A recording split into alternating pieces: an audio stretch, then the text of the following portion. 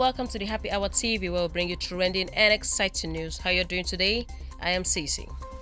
Okay, so there are speculations that the outgoing Speaker of the House of Representatives, Mr. Femi Gbajabiamila, may have been appointed as the Chief of Staff of President Bola Ahmed Asiwaju Tinubu. So, the Speaker of the House of Representatives, who was reported to be the new Chief of Staff to President Tinubu on Thursday, June 1st, did not deny the report, but rather said the system should be allowed to work towards a formal announcement. While responding to questions from journalists on the appointment after a meeting between Mr. Tinubu and the leadership of National Assembly at the Presidential Villa in Abuja, Mr. Femi called for patience from the media, noting that the system must be allowed to work. In his words, be patient, be patient. The system works in its own way. Allow the system to work. We will see. Now, the reluctance to announce his appointment officially may not be unconnected to the fact that constitutional requirements makes it mandatory for a member of the National Assembly to first resign before being appointed into an executive office. Section 68, subsection 1 states that a member of the Senate or of the House of Representatives shall vacate his seat in the house of which he is a member if he becomes president, vice president, governor, deputy governor, or a minister of the government of the federation, or a commissioner of the government of a state, or a special advisor. So if Mr. Femi is announced, he may have to resign from the House of Rep in order to pave the way for another lawmaker to take up the position up until June 11th, when the life of the current 9th House of Representatives will be terminated. So there are indications that if he resigns, his deputy, Idris Wase, will replace him. However, this may not really hold because they were not elected on single tickets into the lower chamber. And in that case, a speaker may have to temporarily be elected to conduct the affairs of the House of Rep until it winds down on June 11th. Mr. Gbajabiamila, who is a political ally of Tinubu, was re-elected during the February 25th National Assembly election to represent the Ulere Federal Constituency of Lagos State for the 5th time. Okay, so there are speculations Mr. Femi may be the next Chief of Staff of President Tinubu, but there is no official announcement yet as to whether or not he will emerge as the Chief of Staff. In a related news, Femi Fani-Kayode, one of the chieftains of the All Progressive Party, has congratulated Mr. Femi on his position unofficially as the Chief of Staff of Nigeria.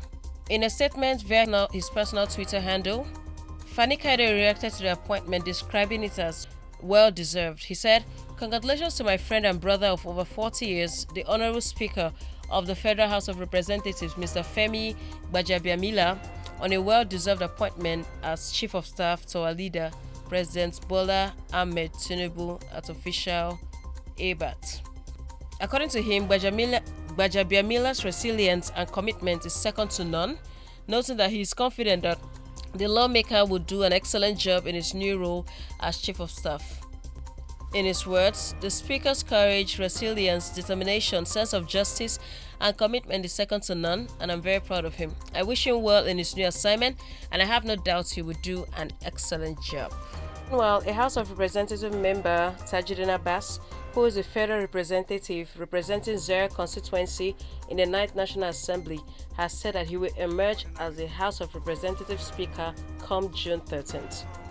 My name is Honorable Tajuddin Abbas from the National Assembly, and with me is my colleague, who by the grace of God, come June 13, 2023, will be the next Speaker, inshallah, and Deputy Speaker of the 10th House of Reps of the National Assembly. I think with this basic introduction, we can take your questions if you're ready. Sorry, let me open up. So why did you meet the president this afternoon, sir? You may recall that just 2 or 3 days ago, Mr. President was, the reign of power was handed over to him, May 29th. And since then, we did not have any formal interactions. We felt that it is expedient as the candidates of the party for the number 4 and number 6 positions. There is a need for us to formally come and congratulate him on behalf of all members elect of the 10th Assembly. So that's just the reason why we're here, to basically congratulate Mr. President over his election and his inauguration as the President of the Federal Republic of Nigeria. our opponents who are also aspiring to be speakers and deputy speakers. We restricted our discussions to the matters of the day, issues that have to do with the challenges that this country is facing, particularly the economic and social challenges, and what he intends to do within the next few days, beginning with what he has done on the issue of fuel subsidy. The people who were ordinarily not endorsed by the governments of those days have done better than the leadership of the 9th Assembly, which we all believe was about the first time in 12 years. The 9th Assembly is by far, and I say it with all sense of humility, the best National Assembly that the legislature and the executive had a very mutually beneficial relationship. Finally, on the news, today is the fourth day on the subsidy removal on fuel, and there is still a deadlock between the NLC and federal government.